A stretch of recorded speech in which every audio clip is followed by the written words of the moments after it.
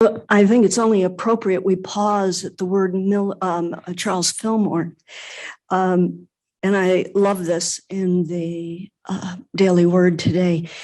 I take my inspiration from Charles Fillmore because as a businessman, he marveled at his wife's complete healing from a serious illness, which we know was tuberculosis. This prompted him to embark upon an intense period of prayer, meditation, and study that became the founding in 1889 of Unity, which has become a global spiritual community. I take this story to heart and find my inspiration in my feelings of awe and wonder, love, and even healthy curiosity. Feeling an awakening of inspiration within me, I center my awareness in God. Divinely inspired, I move in harmony with the creative flow that blesses the work of my mind, my heart, and my hands. But truly is the spirit and immortal, the breath of the Almighty that makes for understanding. Job 32:8. It's beautiful.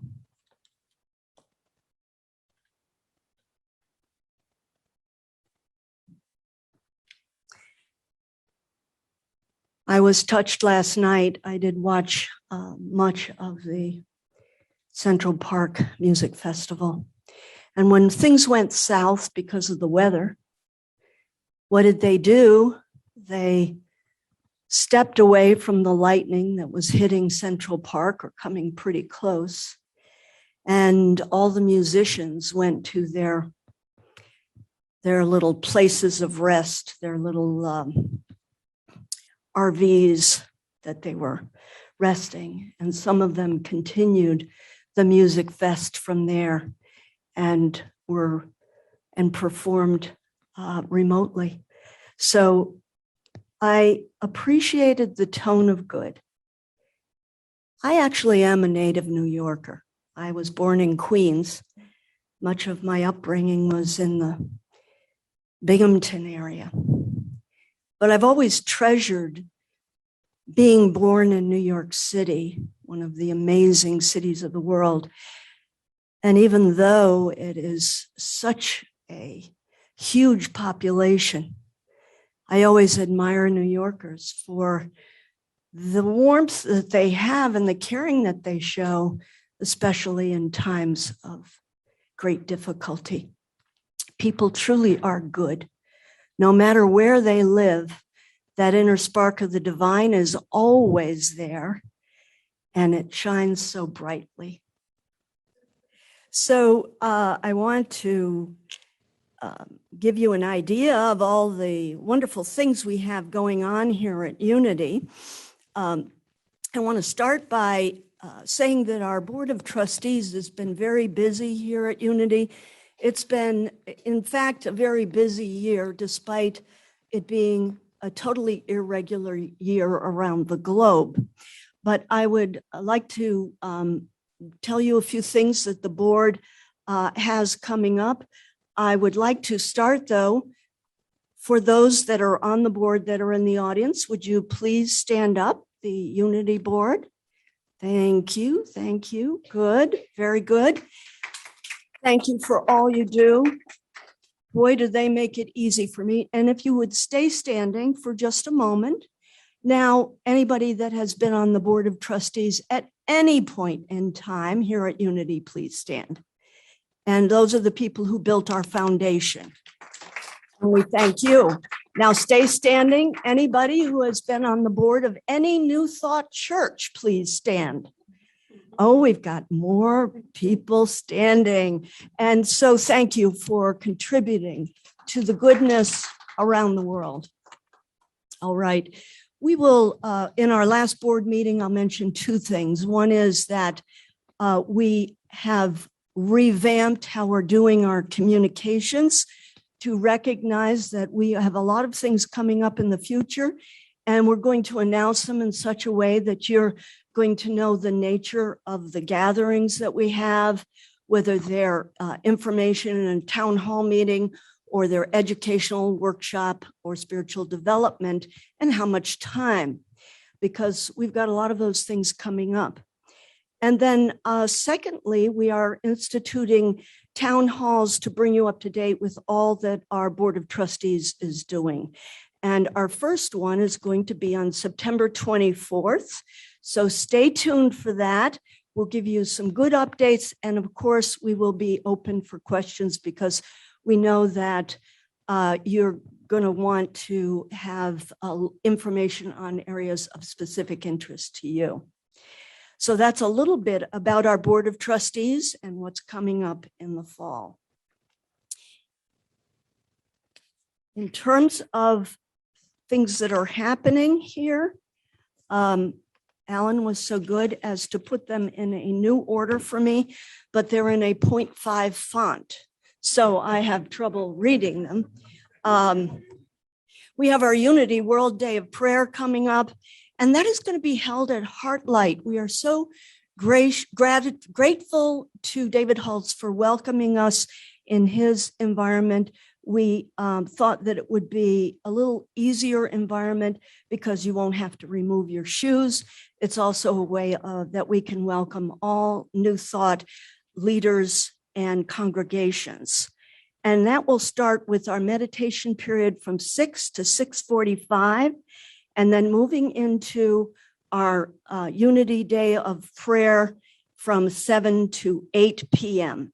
It will include music, prayer, meditation.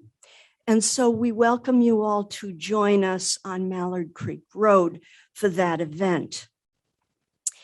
There is a book club that will be meeting on September 19th. And we have the Affirmative Prayer Meditation Group, which meets Tuesday evening via Zoom from 7:15 to 8 p.m. to set a prayerful energy for the church, the city, and the world. Dialogue as Service is a class that meets on Wednesdays from 1 p.m. to 2:30 p.m. via Zoom. And the Course in Miracles is Thursday morning at 9:30. I want to also mention that you know from our past, we've had a wonderful program for children.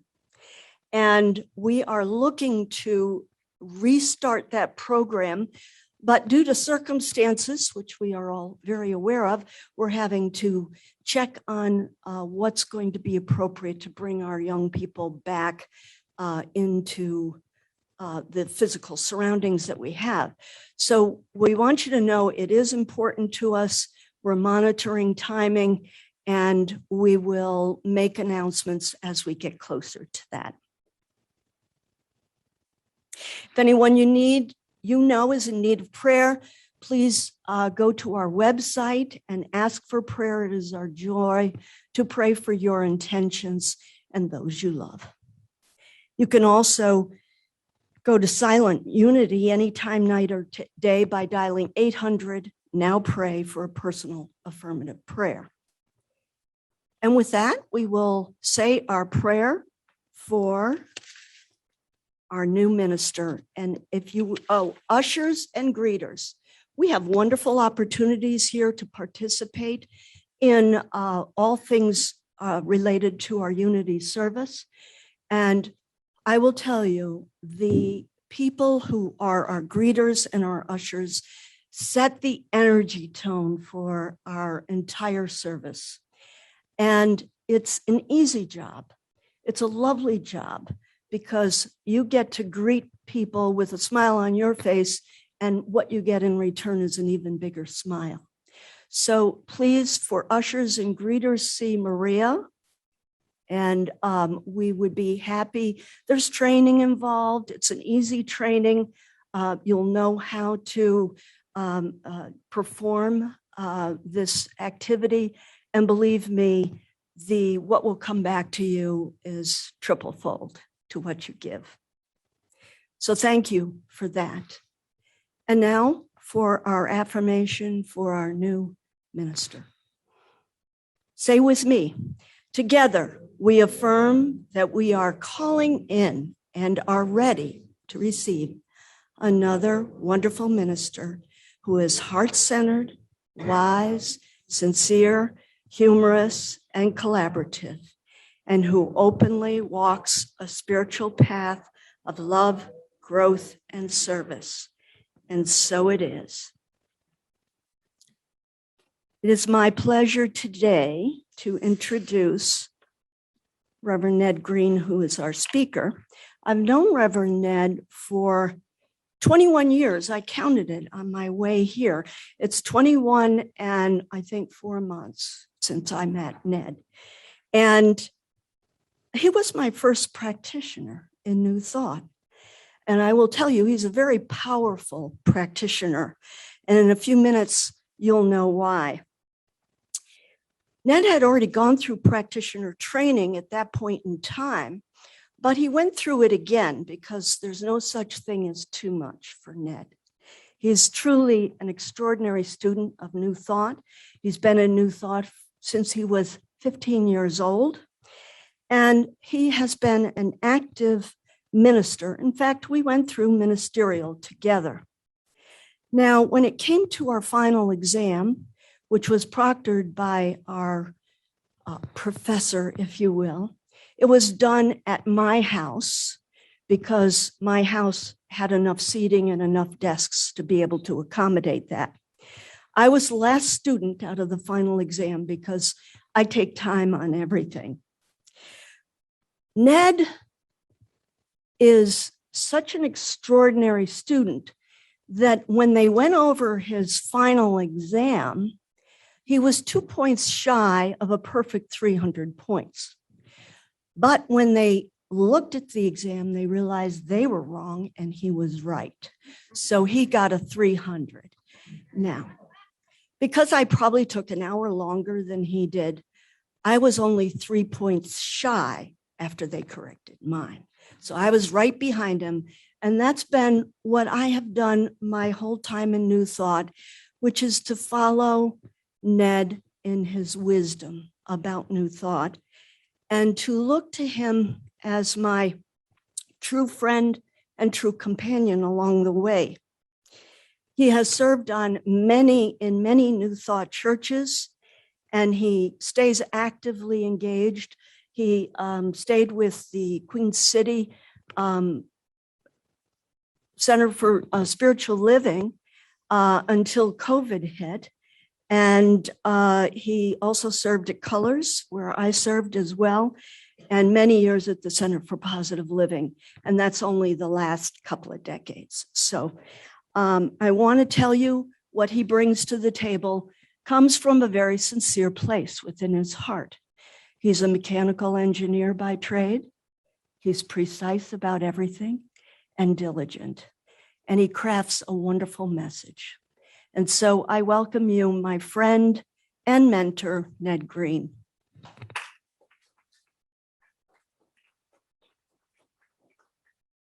Good job. I know, no slack in here.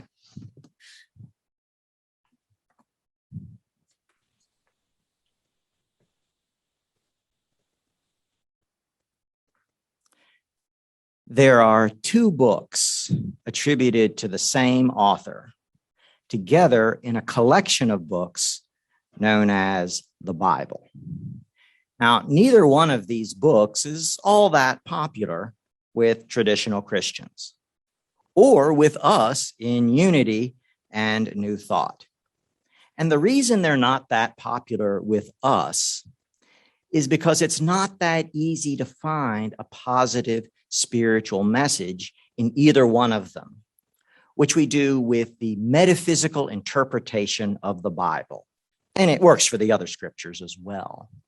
That is to look for certain symbols that run through these books and to use them to look deeper into their meaning so that each one of these books can become a practical how-to guide of spiritual awakening for each one of us. Now, if we take these 2 books and look at them as a set, including their notable differences, then it is much easier to see a meaning in them, including a positive spiritual meaning. And these two books are Ecclesiastes and the Song of Songs, also known as the Song of Solomon, who was their author. So let's look at the first book in this series, Ecclesiastes.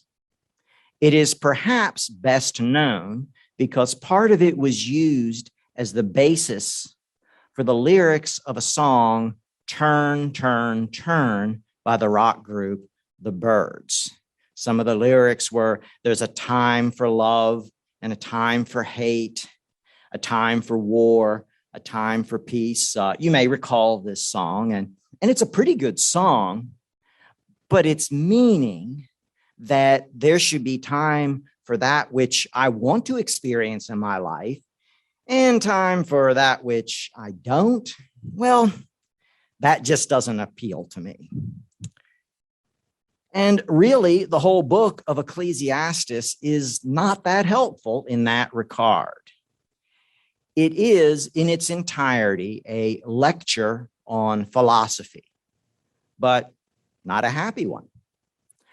And I have some quotes from Ecclesiastes to share with you basically what it says. Everything is meaningless. I've seen it all. What is there to show for all of our hard work? People come and people go, but nothing changes. I realized that all this was as senseless as chasing the wind. And I saw people being mistreated everywhere. They were crying out, but no one was there to offer comfort. I said to myself, the dead are better off than the living.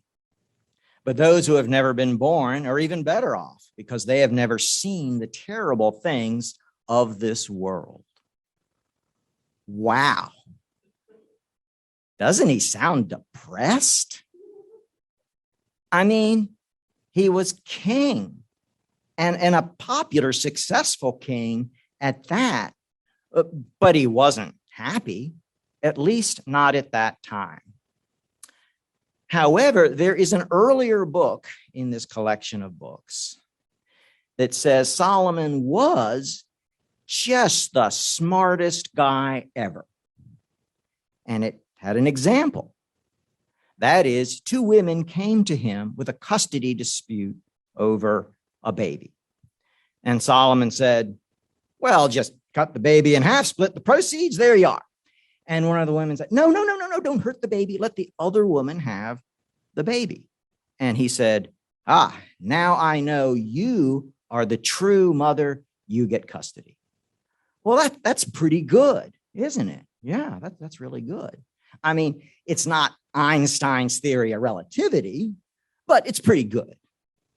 I mean, if there was a vote for smartest guy ever, rather than King Solomon, I think I'd vote for the other Jewish guy. And I bring this up because I have one last quote from Ecclesiastes. And it is what Solomon says he learned from his great wisdom. And here it is. A bad woman is worse than death. She is a trap reaching out to you. But if you obey God, you can escape. If you don't obey, you are done for. With all my wisdom, I have tried to find out how everything fits together.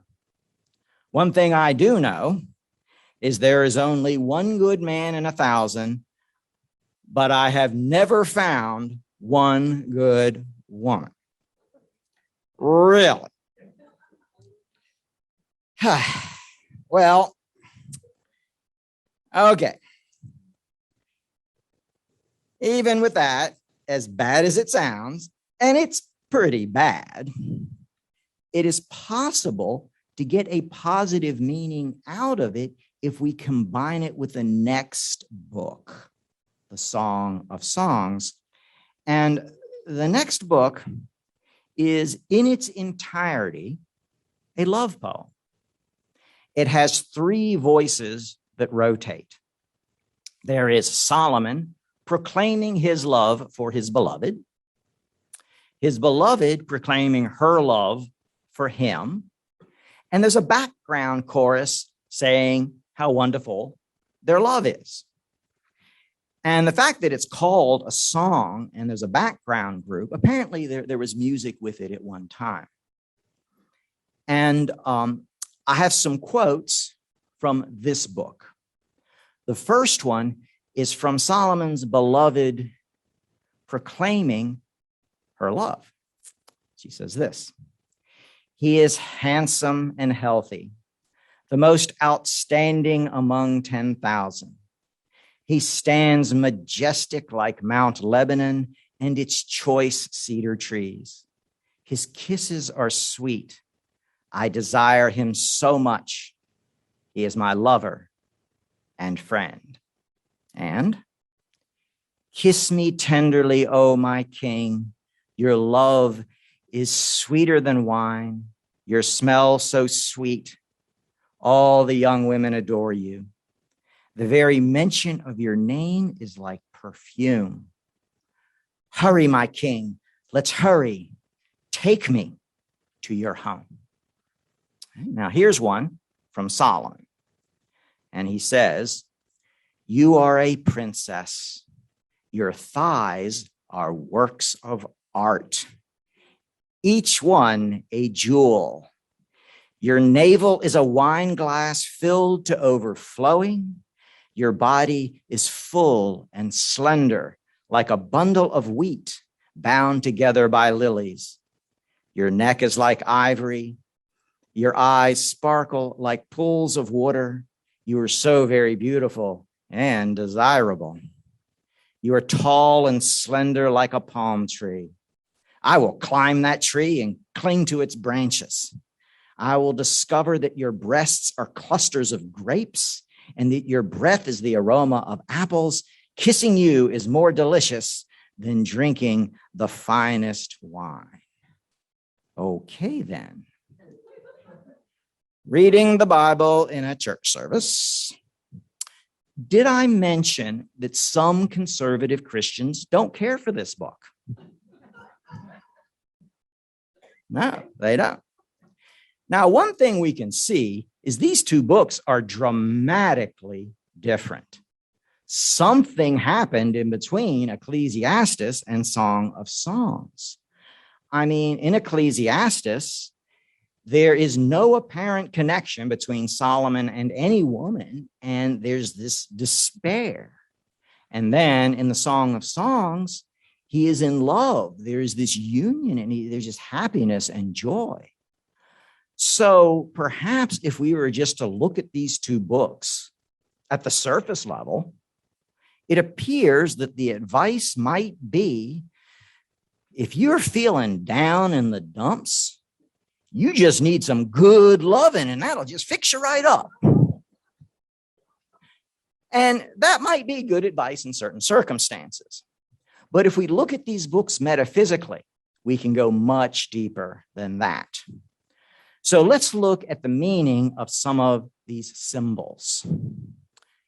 In many of these books, a man may symbolize the conscious mind, the intellect, the ability to choose to set the direction of any particular endeavor.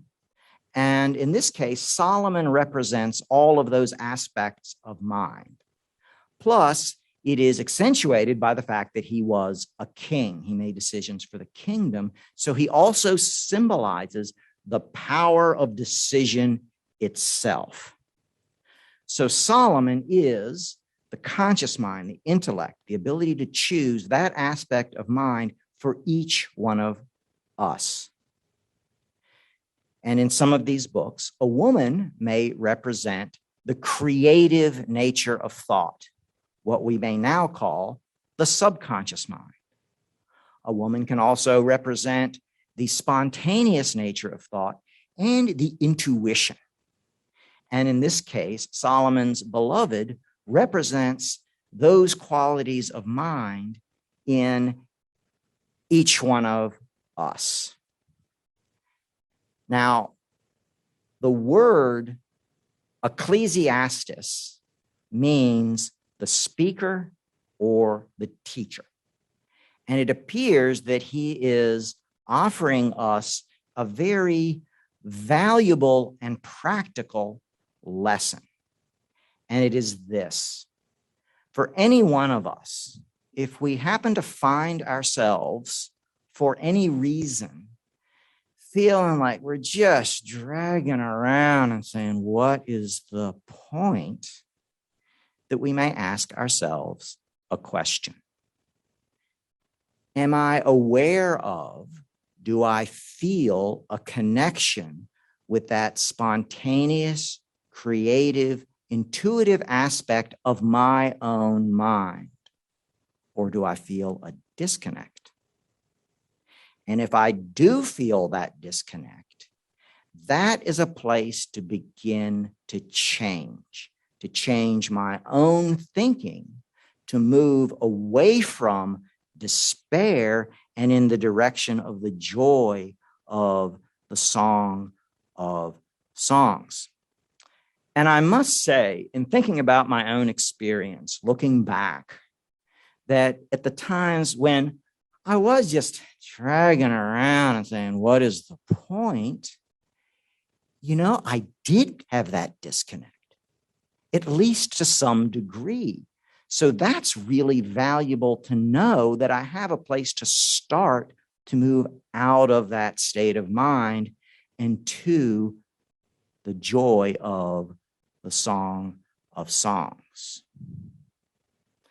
Now, if we look at the Song of Songs, we can see that there is a connection between Solomon and his beloved, symbolizing in each one of us when we have that balance between our conscious and intellectual aspect and our spontaneous, intuitive aspect of mind.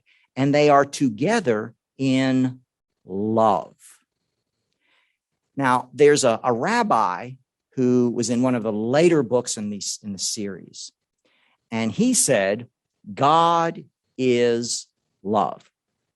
Now, we can take that one literally.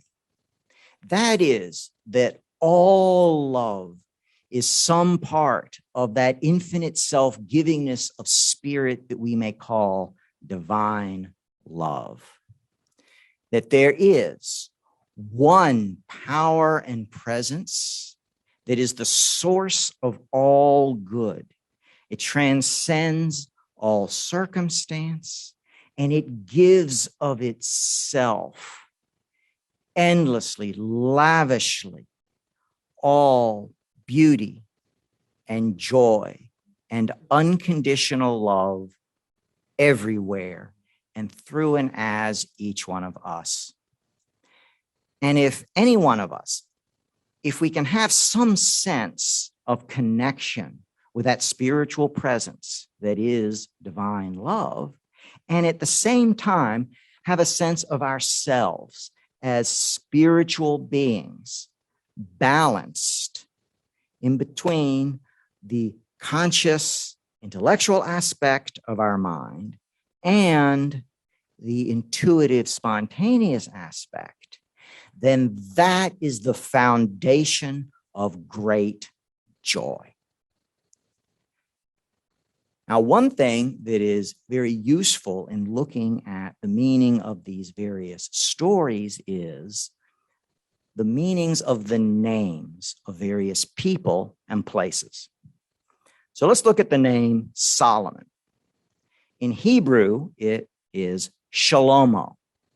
And the root word of Shalomo is shalom, which is Hebrew for peace.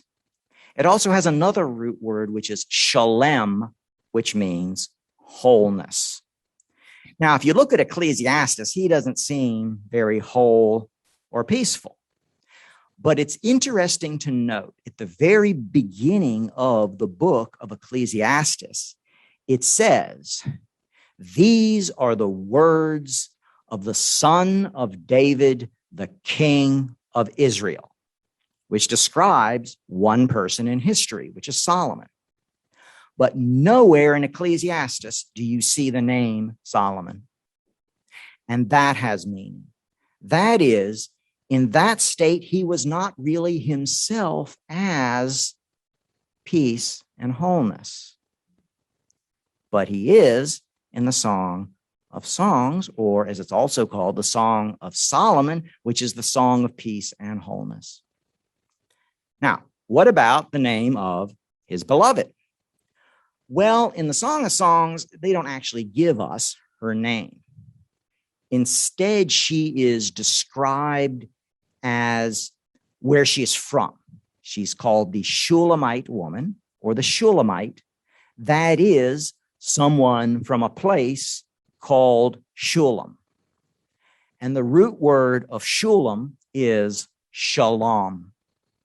In other words, they both basically have the same name to show that when each one of us, we have a sense of our connection with spirit, a sense of our balance and connection between those aspects of our own mind, that we are this wholeness. We can sing the song of Solomon.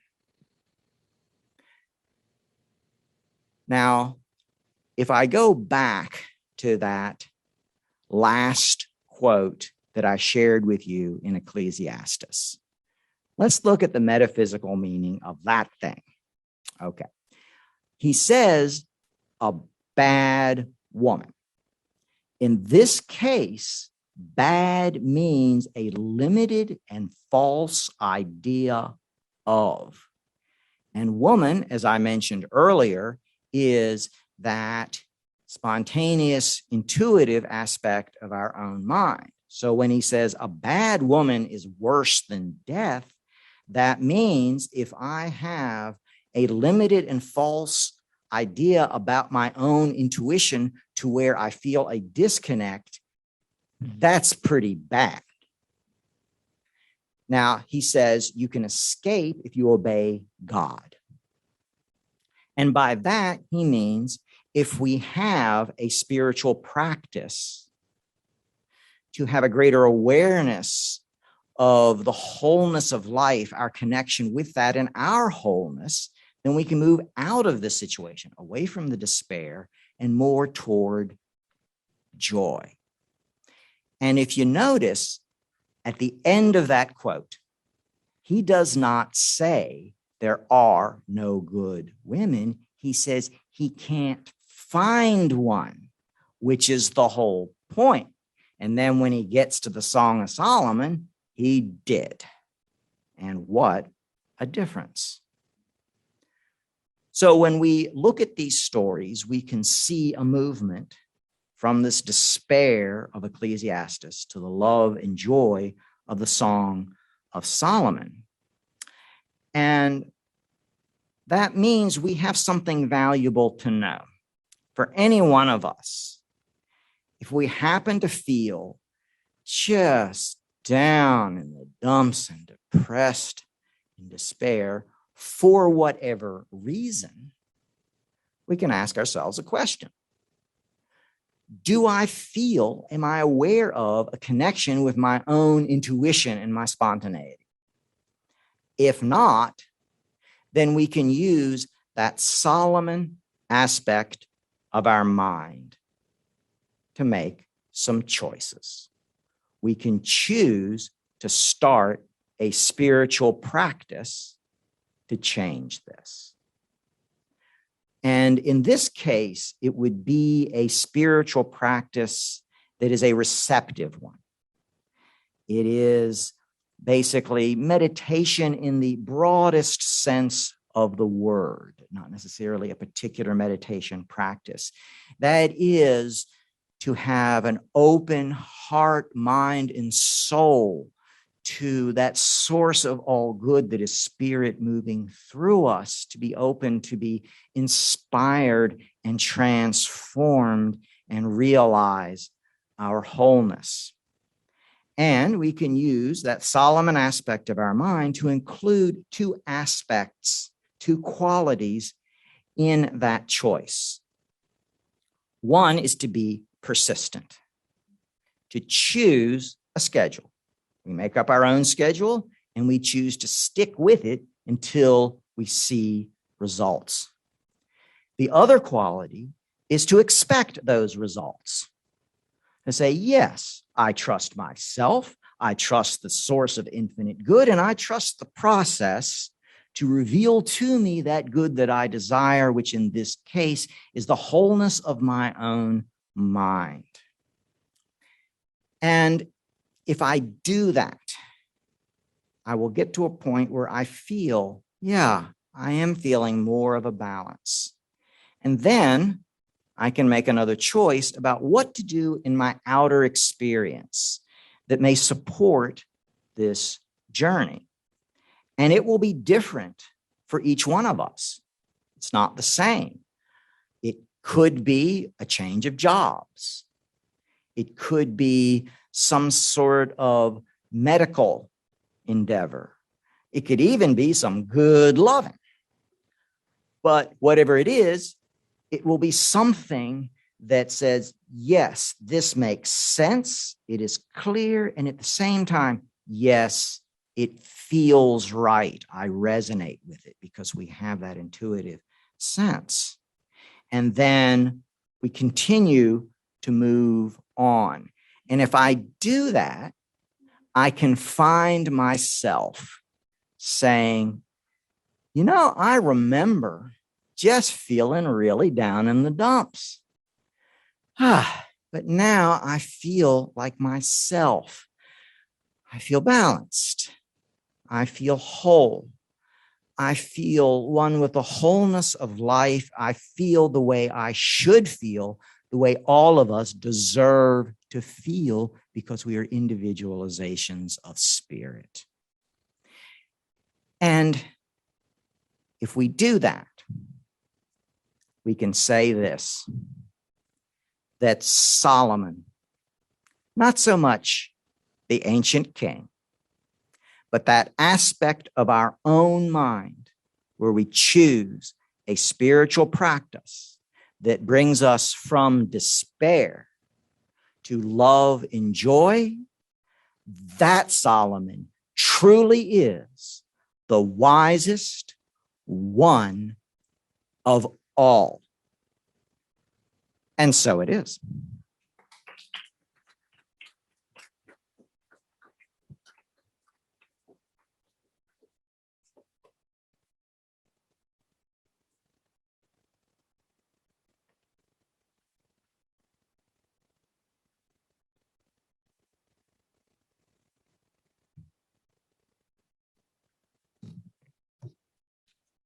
I wasn't ready for that to be over with. Thank you very much. That was beautiful. I always appreciate, Ned, that your talks reach many levels. And the idea of moving towards joy in our lives and being receptive to that through our practice that is persistent and expects results reached me in just the right place today. Thank you. Thank you. And so my compliments for a wonderful talk on Give Me Spiritual Good Lovin'. Thank you. I was almost going to have to make it X-rated early on in the talk, but you retrieved it right from the brink. So, oh, all right. Very, very good. And now we are at our point in time where we do our offertory. This is our opportunity to support the source of our spiritual nature. And you've heard me talk that our board does a lot of work on this idea because we know that in our own practice of both generosity and circulation, we support our community. And there are two ways to support us. If you choose to, and as you choose to, you can mail a check to us at Arrowwood Road, or you can simply go online to that very handy link and make a contribution. And of course, we do pass the offertory plate. So I want you to join with me right now in our prosperity blessing. Joyously, I give this gift, knowing that divine presence blesses and multiplies all that I am, all that I have, all that I give, and all that I receive. Thank you, God. And over to our choir. All right. The light of God surrounds us. The love of God enfolds us. The power of God protects us. The presence of God watches over us. Wherever we are, God is, and all is well.